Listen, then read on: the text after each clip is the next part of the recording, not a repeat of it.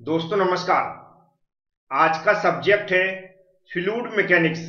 और fluid mechanics के अंदर आज हम लोग समझेंगे bouncy and bouncy force. Important topic है, एग्जाम में कई बार पूछा जाता है। समझने के लिए वीडियो पूरा देखें और जो मैं समझाता हूं उसको ध्यान से सुनें। चलते हैं, स्टार्ट करते हैं। सबसे पहले नॉर्मल बाउंसी का मीनिंग क्या होता है ये समझ लेते हैं। हम लोगों ने देखा हुआ है, कोई भी लिक्विड हो, मैंने मान लिया हमारे पास वाटर है और किसी कंटेनर में भरा हुआ है या किसी जगह भरा हुआ हमने देखा।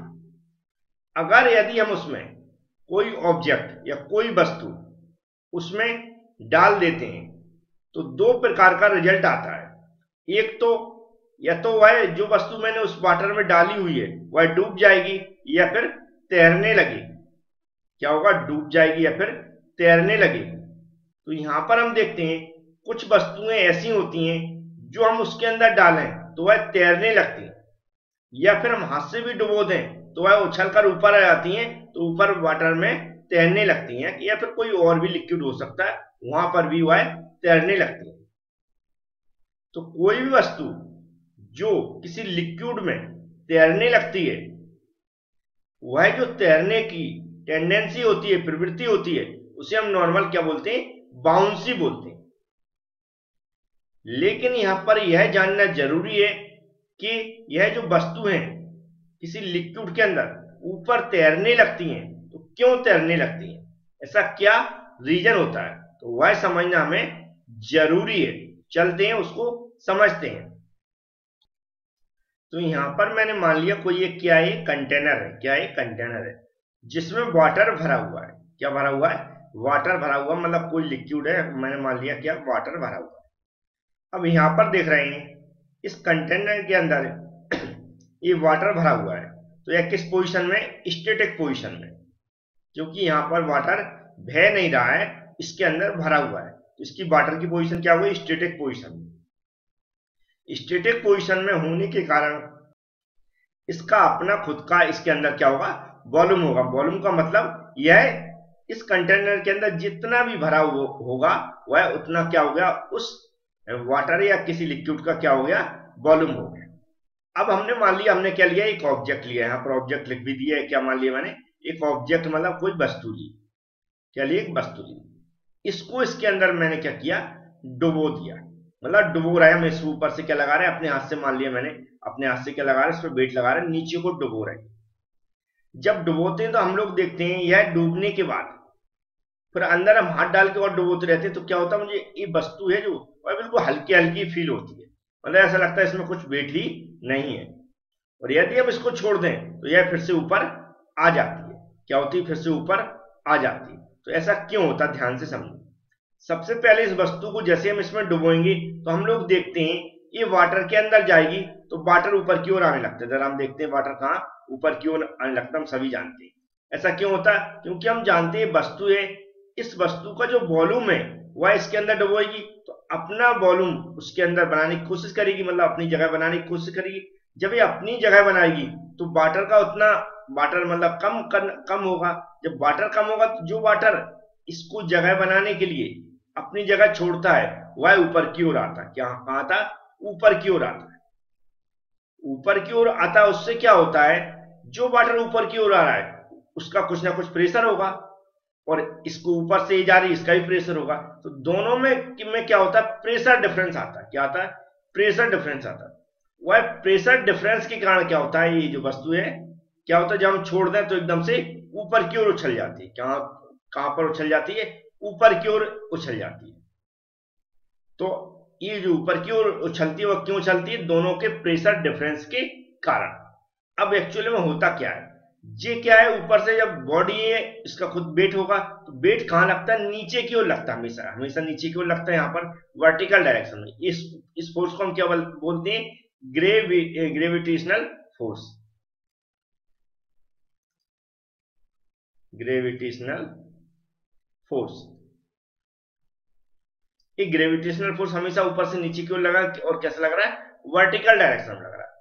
इसके फोर्स के कारण जो इस दोनों का प्रेशर डिफरेंस आ रहा है उसके कारण एक नीचे से फोर्स काम करता है, क्या करता है, एक फोर्स इसके अपोजिट डायरेक्शन में काम करने लगता है, किसके कारण, इन दोनों के प्रेशर के डिफरेंस के कारण। और जो नीचे से फोर्स काम करता है उसको हम क्या बोलते हैं, बाउंड फोर्स, क्या बोलते हैं, बाउंड फोर्स है वहां। तो क्या होता है, बाउंड फोर्स नीचे से काम करता है, वह जो नीचे से फोर्स काम करता है उसी फोर्स के कारण ये वस्तु क्या होती है, ऊपर वाटर में तैरती रहती है। क्या रहती है, तैरती रहती है। समझ में आया ये क्यों तैरती है, क्योंकि हम जानते हैं दोनों में प्रेशर डिफरेंस होता है। प्रेशर डिफरेंस के कारण क्या होता है, एक नीचे से फोर्स काम करता है जिसे हम बोलते हैं बाउंड फोर्स।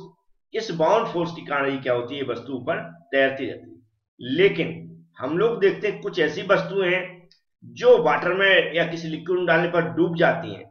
तो हम लोग जानते हैं उनमें क्या होता है, जो लिक्विड है और जो वस्तु हम डुबो रहे हैं इसमें या उसमें हमने डाल दी है, उन दोनों की डेंसिटी के कारण होता है।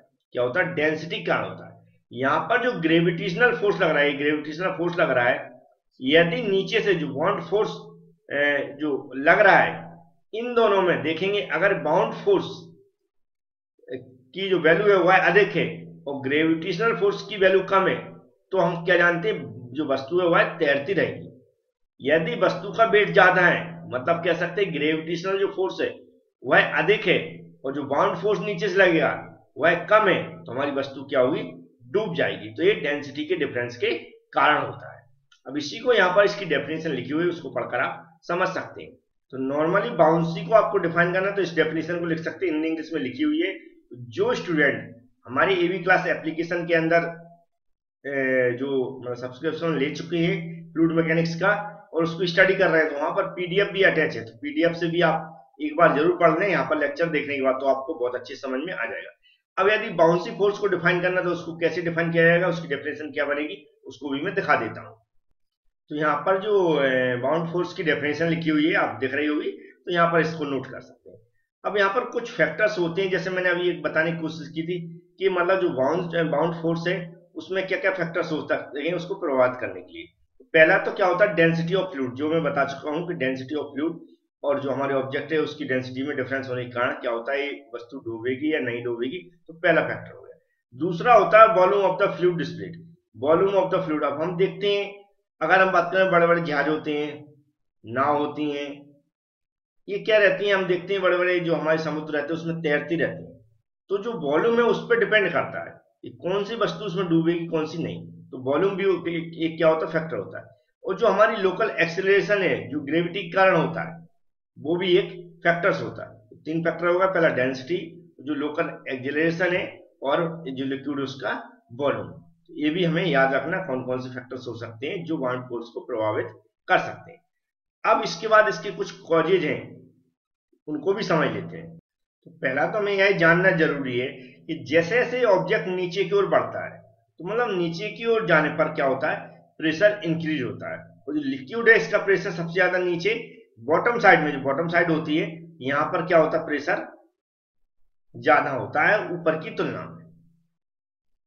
अब इसके बाद हमारा जो क्वेश्चन आता है कि सेंटर ऑफ बाउंसी क्या होती है, क्या होती है सेंटर ऑफ बाउंसी। तो सेंटर ऑफ बाउंसी भी हमें याद रखना कि जो ग्रेविटेशनल फोर्स है, जिस जो बाउंड जो जिसके अपोजिट में क्या है, यहाँ पर बाउंड फोर्स जो उत्पन्न हो रहा है, ये जो बाउंड फोर्स है जिस पॉइंट पर एक्ट होता है, क्या होता है, जिस पॉइंट पर एक्ट होता है उस पॉइंट को हम क्या बोलते हैं, सेंटर ऑफ बाउंसी। क्या बोलते हैं, सेंटर ऑफ बाउंसी। ये सेंटर ऑफ बाउंसी है। बकाया आप जैसे मैंने कहा कि पीडीएफ वगैरह प्रोवाइड करा दी, तो उसमें उसको एक बार अच्छे से स्टडी कर लें, पढ़ लें, समझ में आ जाएगा। Thank you friends.